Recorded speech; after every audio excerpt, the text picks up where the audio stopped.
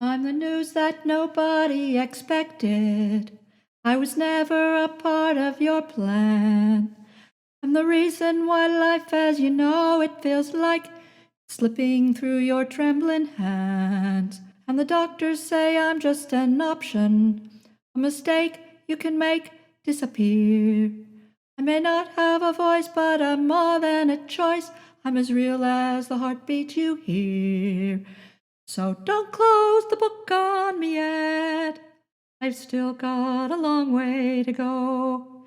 Empty pages to fill, and the best part is still down the road. Oh, I am a story untold. I am God's miracle in the making, proof that all things can work for the good. I am fingers and toes, and heaven already knows the name you pick out for me already belongs to me. So don't close the book on me yet. I've still got a long way to go. Empty pages to fill, and the best part is still down the road. Oh, I am a story untold. Every life is sacred, and every life is a gift, and every life deserves a chance to live. I know you're scared, I know you're scared, I know you're scared right now. But when you hear my first cries, and when you look in my eyes, you'll understand why you brought me to life. So don't close the book on me yet. I've still got a long way to go. Empty pages to fill, and the best part is still down the road. Oh, I am a story untold. That was yours truly singing Untold, written by Matthew West. Shalom and welcome to Jewish Pro-Life. I'm Cecily Routman, founder and president of the Jewish Pro-Life Foundation. We'll be here for about 20 minutes of news, education, enlightenment, and spiritual renewal. At the Jewish Pro-Life Foundation, we're saving Jewish lives and healing Jewish hearts by providing the Jewish community with much-needed pro-life education, pregnancy care and adoption referrals, and healing after abortion. We started our work in 2006 because we were concerned about the high rates of abortion in the Jewish community, the fact that a majority of Jews believes that abortion is morally acceptable at all stages of pregnancy, that this majority vigorously advocates for abortion, and tragically this leads to more loss of unborn life across all demographics, and it contributes to anti-Semitism because people see us in a bad light. Also, we wanted to provide a Jewish pro-life voice in the public square. It's estimated that in Israel, 40,000 Jewish children lose their lives to abortion every year, and in America, approximately 17,622 Jewish children lose their lives to abortion every year. But abortion doesn't just take one life, it wipes out entire generations. Many future descendants are lost with each abortion. As Jews, we feel the pain and loss of each and every one. If you are a Jewish parent facing unplanned pregnancy and you can't get the support you need from family, friends, or your shul community, please contact us. We have Jewish-friendly pregnancy care resources to help you and can get you connected to them today. Also, we know a Jewish couple who would love to meet you and raise your child in a loving Jewish home. To save your baby's life, please contact me today at 412-758-3269, or you can email me at cecily@jewishprolifefoundation.org. If you've had an abortion experience and are suffering because of it, we have an excellent, effective healing program specifically designed for Jewish women and men, and it's available to you at no cost, regardless of your level of observance or affiliation. To start your healing journey, please contact me today. The Jewish Pro-Life Foundation is a 501c3 educational organization. Since 2006, we've been saving Jewish lives by promoting life-saving solutions to unplanned pregnancy in the Jewish community. We provide education about the development, viability, and sanctity of unborn life, as well as traditional Jewish law regarding abortion. We inspire Jews to welcome preborn Jewish children into the inclusive movement of modern Jewish life and religion. We provide adoption and pregnancy care referrals. We teach our community about the harmful effects of abortion and provide support to Jewish women and men who suffer after abortion. We have a website. It's jewishprolifefoundation.org. Please visit our website for more information, help, and healing. We are an educational organization. We have no affiliation with any Jewish denomination, political organization, or the Messianic movement. We speak to each Jew one-on-one because we believe that each one of us has a personal relationship with Hashem, and it is through this relationship that we derive a life-affirming view. We are not a public charity. We do not fundraise. If you'd like to contribute to our work, please visit the donate page on our website. We're going to start our show today with the news of the day, and I want to start out with a very positive story. It's called Premature Baby Born Weighing 11 Ounces Heads Home from the Hospital. Here's this little gorgeous little girl, and I'll read some of the story. A baby girl born at just 22 and a half weeks and weighing less than 1 pound has been released from the hospital after more than 3 months. Harper Rose Schultz was born June 29 at Saginaw's Covenant Healthcare and is the smallest baby to have ever been resuscitated at the Covenant Healthcare Regional Neonatal Intensive Care Unit. She's such a blessing, and we are just so thankful, her mother, Emily Wenzik, told reporters while leaving the hospital.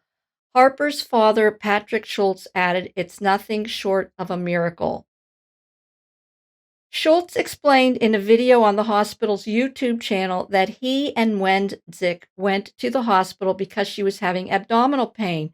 They did not expect that baby Harper would be born, but Wenzik had to undergo an emergency C-section. Micro-preemies are babies born weighing less than 1,500 grams. Harper weighed 320 grams. She was put on a ventilator, and her survival rate was low. Babies born at that size have only a 20% chance of survival. We came in for some abdominal pain that was radiating down her sides, and we just thought, worst case, we'll go home on bed rest. And that Monday definitely was life-changing for sure. That day went by so fast. When they told me later in the afternoon, we're taking you for an emergency section, my mind was blown. We expected it, somewhat early, just not that early. Their brand new daughter was measured and weighed, and Harper's daddy couldn't believe what the scale was indicating. She said 320 grams, and she goes, "That's only 11 ounces." That's got to be a misprint. And then we got here, and it was the reality of the situation. This is the smallest baby that we've ever resuscitated. And to see her grow from where we started to going home now in reasonably good shape, it's mind-boggling for us. We've never done this before. And to be honest with you, half the hospitals in the United States would not have attempted this. Part of the reason that micro-preemies don't survive is because equipment isn't designed for babies that small. With lungs born 17 weeks too early, Harper needed a ventilator to help her. We did her breathing for her when she was first born, and we want to get them off the ventilator as quick as possible.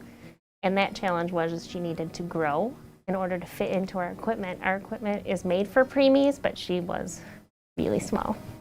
It's been nothing short of extraordinary, honestly. It's been amazing care.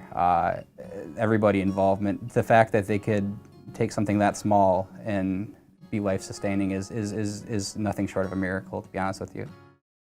Harper was born in the middle of the pandemic, so visitation from family was limited to mom and dad. But the youngest preemie ever cared for at Covenant brought some clinical visitors.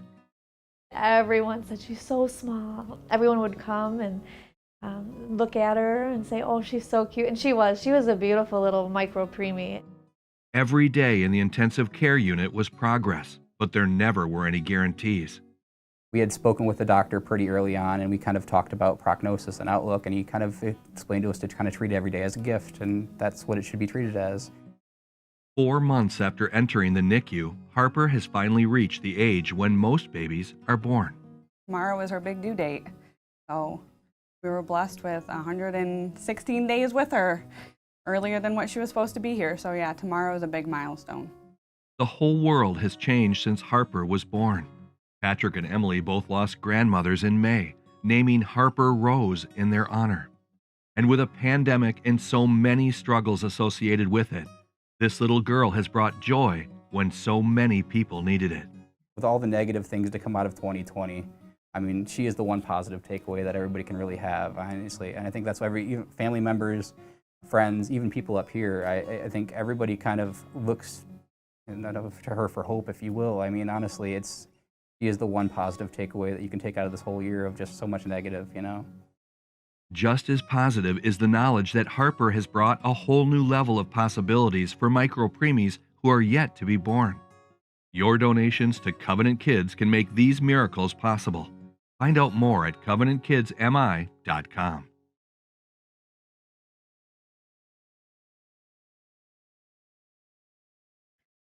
I want to share some more positive news with you about preemies.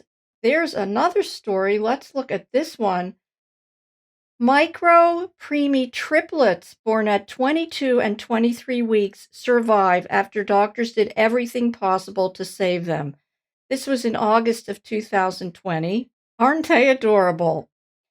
And just to share briefly, Cian DeClan and Rowan DeShane have quite the birth story to share when they grow up.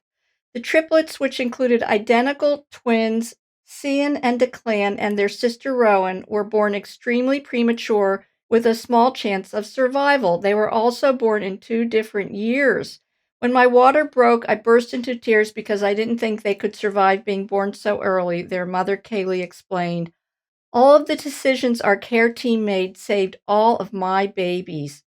So Cian was born first on December 28th, 2019 at just 22 weeks and 6 days. He is one of the youngest babies ever born at the University of Vermont Medical Center, and he weighs just 1.08 pounds. 5 days later, on January 2nd, 2020, DeClan was born weighing 1.47 pounds, and Rowan followed shortly after at 1.08 pounds.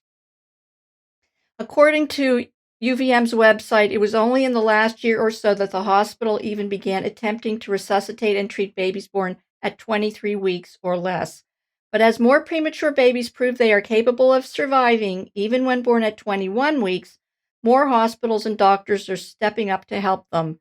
As the team prepared for the arrival of the triplets, Hannah Jackman, RN, was ready and eager to help. So that's a lovely story. I want to share some positive stories because I really need to hear positivity today. Now, the next story I want to share with you is a positive story about the coronavirus vaccine. The latest vaccine to be promoted is the new Pfizer coronavirus vaccine, not created with fetal cells from babies killed in abortions. This is great. I just want to say, we have so many scientific inventions and improvements in the world. Finally, it seems that we can make effective vaccines without using cells from babies killed in abortions. This story is November 9th, 2020. The news that Pfizer's vaccine is 90% effective has rocked the world. The company will be applying for an emergency FDA approval. A vaccine developed by Pfizer Inc., PFE 0.03%, and partner BioNTech SE proved better than expected at protecting people from COVID-19 in a pivotal study, a milestone in the hunt for shots that can stop the global pandemic. The vaccine proved to be more than 90% effective in the first 94 subjects who were infected by the new coronavirus and developed at least one symptom, the company said Monday. The positive, though incomplete, results bring the vaccine a big step closer to getting cleared for widespread use. Pfizer said it is on track to ask health regulators for permission to sell the shot before the end of this month if pending data indicate the vaccine is safe. Then it goes on to say, that's great news, but many pro-lifers have resisted taking any COVID vaccine if fetal cells taken from aborted fetuses were used in its development. So this author checked. Pfizer's vaccine was developed using genetic sequencing on computers without using fetal cells. As a consequence, the pro-life Charlotte Lozier Institute listed the vaccine as ethically non-controversial. That news may materially increase the number of people willing to be inoculated when the vaccine becomes generally available, perhaps avoiding a potentially explosive controversy over mandates that has been brewing in recent months. That's a good positive story. Next, I wanted to cover two stories post-election. The first one is not good news. Abortion activists defeat Colorado measure banning late-term abortions after spending $9 million. This was November 4th, 2020. Healthy, late-term unborn babies capable of surviving outside the womb, like the little babies we met at the beginning of the show, can still be aborted for any reason in Colorado after voters rejected a ballot measure Tuesday that would have banned late-term abortions.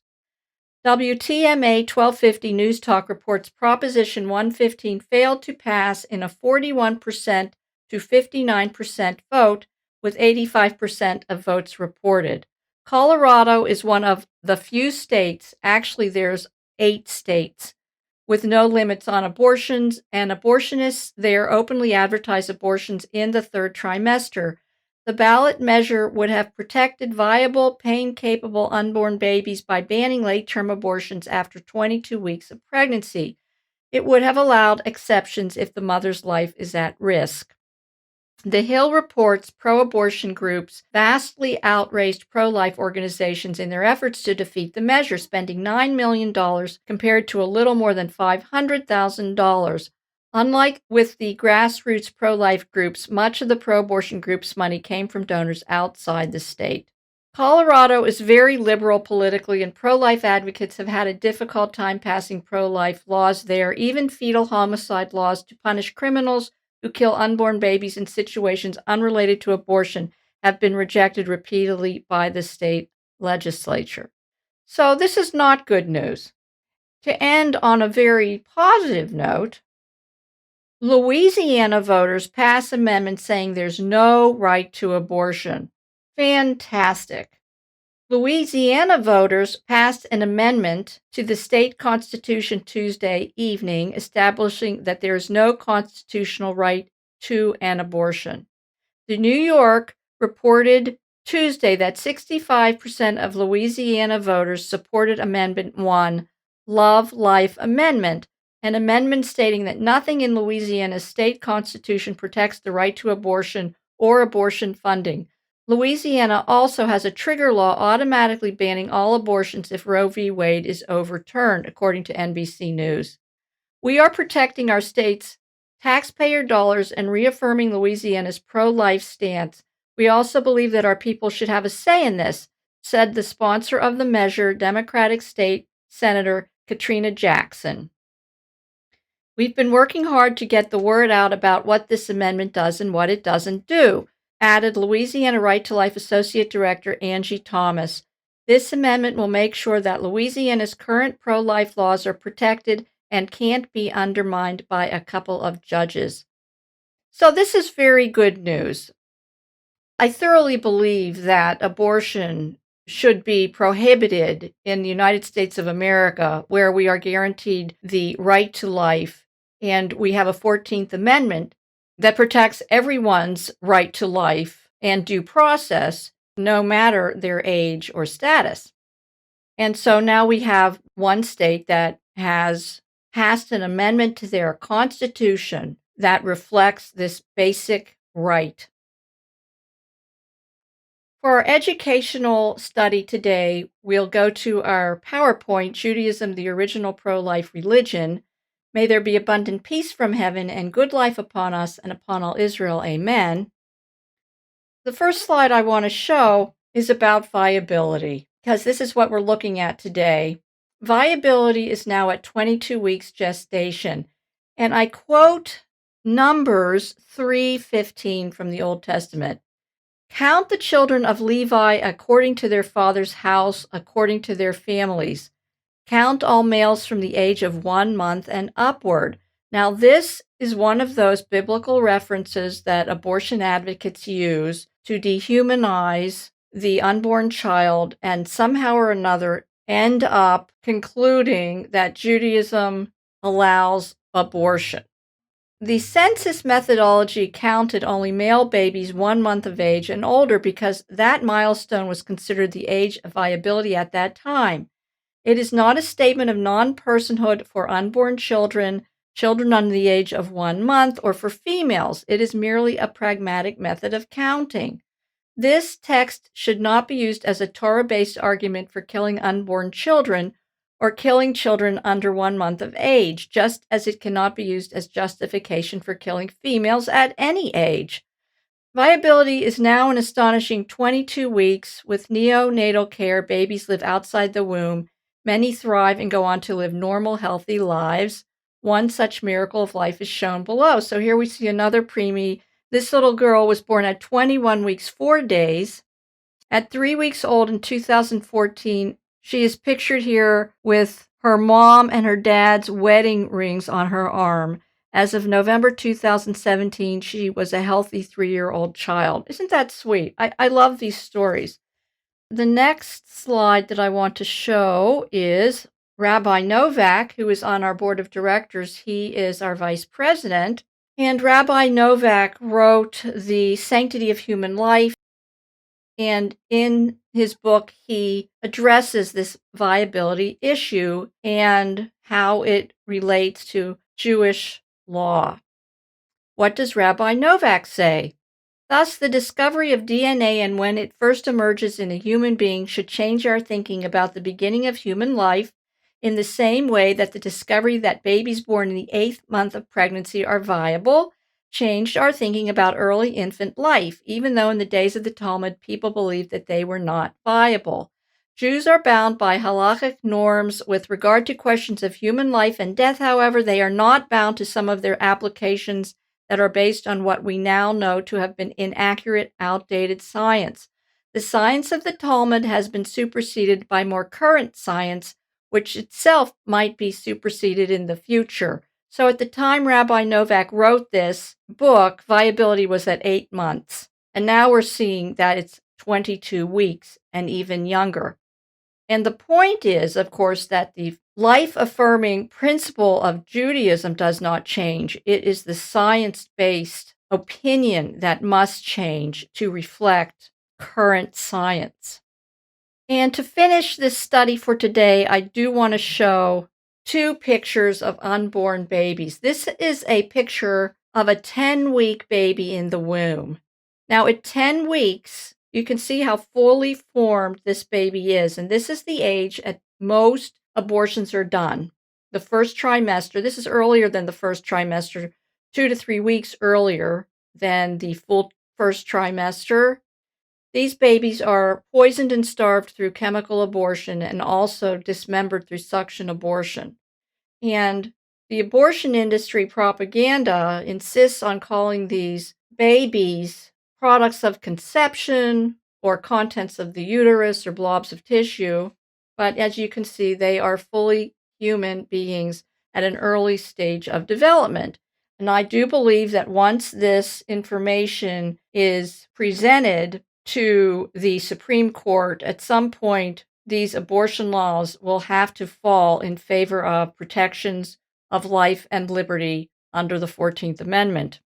And then the other picture that I wanted to show was a 22-week baby in the womb. This is the size of the baby that these youngsters that we met at the beginning of the show were at when they were delivered early. And as you can see, at 22 weeks, they are obviously human. And now they are viable outside the womb with help. So I think this is a very useful graphic to show what is actually going on in the womb. And we believe here at the Jewish Pro-Life Foundation that we need to show human beings in the womb as they are actually human and living and alive in order to restore their humanity and dignity and legal protections.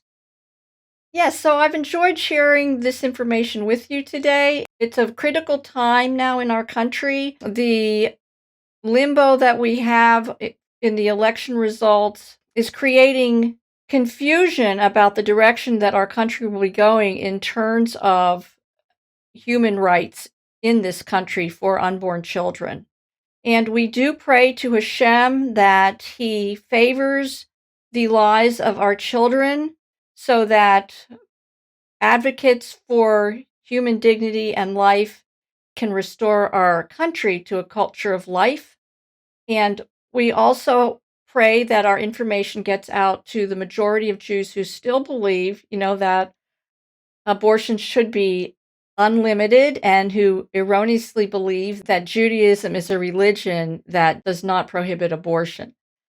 So, yes, we just pray every day that not only is the country returned to a culture of life, but that the Jewish community is returned to a culture of life as well. We have 3 wonderful rabbis on our board of directors. The first is Rabbi David Novak, who is professor of religion and philosophy at the University of Toronto and a member of the University College and Joint Center for Bioethics. He is available to discuss Jewish theology, ethics, bioethics, natural law theory, and Jewish-Christian relations. Please email Rabbi Novak at david.novak@utoronto.ca. Rabbi Shlomo Nachman is available to speak on the sanctity of human life in Judaism, what it means to be Jewish, the benefits of prayer, Jewish-Christian relations, and welcoming Noah Hadim into fellowship. You can connect with Rabbi Nachman's busy online shul, Beit Emunah, at learnemunah.com or email him directly at rabbi@beitemunah.org. Rabbi Menashe Bovid is the spiritual leader of Bella Rose Jewish Center in Queens, New York. He educates using traditional texts, history, anthropology, archaeology, and modern academic biblical studies. Rabbi Bovid is a strong advocate of the State of Israel. He's active in interfaith activities, and he's president of the Eastern Queens Interfaith Council. Please email Rabbi Bovid at bellaroserabbi@yahoo.com. A word about Tikvat Rachel. It offers a healing pathway for Jews who seek a confidential, safe, accepting Jewish program to address the deeply personal issues that arise after abortion. The program is based on Teshuvah and the promise of healing in Judaism. We also offer post-abortion grief training for rabbis, therapists, and counselors. Start your healing journey by contacting us to share your personal story with a friend who cares. The calls are confidential, caring, and safe. You can call me at 412-758-3269 or email me at cecily@jewishprolifefoundation.org. Please join us on January 29th, 2021 for the annual March for Life, where we participate to show Jewish support for the most defenseless humans among us. We provide a handheld sign for you to carry. Check out the calendar page on our website for itinerary updates. If you can't travel to Washington, D.C. and would like to attend a local March for Life in your area, the calendar page also has a link to local marches and will send you a sign upon request. Please visit our website, jewishprolifefoundation.org. You can go to the library to download our PowerPoint and healing program. You can request a welcome packet at our website, and please check out our Pro-Life Rabbis page, the Pro-Life blog, and our Jewish-friendly pregnancy care and adoption resources. Be sure to visit our worship page, where you can learn more about Beit Emunah, a life-affirming shul that welcomes and affirms Jewish pro-life advocates, former abortion advocates, and those who suffer from an abortion experience or involvement with an abortion decision. Also, please subscribe to our podcast, Jewish Pro-Life, where we upload the audio of our shows. At the Jewish Pro-Life Foundation, we're making the original pro-life religion pro-life again. I'm the news that nobody expected. I was never a part of your plan. I'm the reason why life as you know it feels like it's slipping through your trembling hands. And the doctors say I'm just an option, a mistake you can make disappear. I may not have a voice, but I'm more than a choice. I'm as real as the heartbeat you hear. So don't close the book on me yet. I've still got a long way to go. Empty pages to fill, and the best part is still down the road. Oh, I am a story untold. I am God's miracle in the making, proof that all things can work for the good. I am fingers and toes, and heaven already knows the name you pick out for me already belongs to me. So don't close the book on me yet. I've still got a long way to go. Empty pages to fill, and the best part is still down the road. Oh, I am a story untold. Every life is sacred, and every life is a gift, and every life deserves a chance to live. I know you're scared, I know you're scared, I know you're scared right now, but when you hear my first cries and when you look in my eyes, you'll understand why you brought me to life. So don't close the book on me yet. I've still got a long way to go. Empty pages to fill, and the best part is still down the road. Oh, I am a story untold. May there be abundant peace from heaven and good life upon us and upon all Israel. Amen.